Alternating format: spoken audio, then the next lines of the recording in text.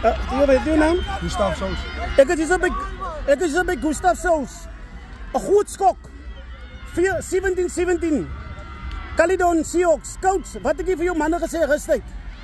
Al wat ons voor 'n dag gekom het, ons het gesê, nou moet ons die spasie aanvat. Ons moet ons sien hulle is nie meer, hulle wil nie meer hê voor nie. Ons moet wel voordra en wou ons was die underdogs, ons was gekwalifiseer 50 niks. So ons is hier om net all out te gaan. So julle kom net vir dis Rapsins hier so in die groot uitdag. Ja, definitief. Ons is goed gebou, gecommit towards ons spel. Ons soos ek gesê het, ons is glad nie greensie.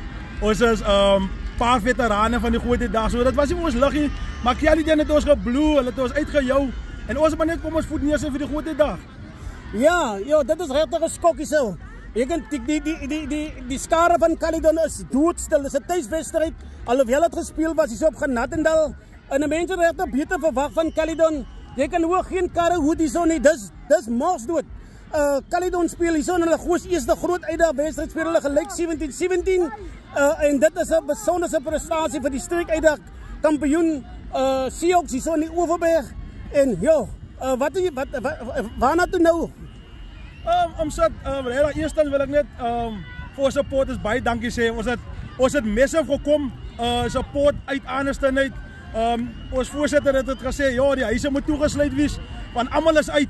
En definitief wat ek wil kan sê is dat die pad vorentoe vir ons nou is Safcol nou. So ons coaches en kaptein ook sê ons vat hom naweek vir naweek. En ja, definitief Safcol kom, ons kom huis toe. En vir ons definitief. Okay, dankie.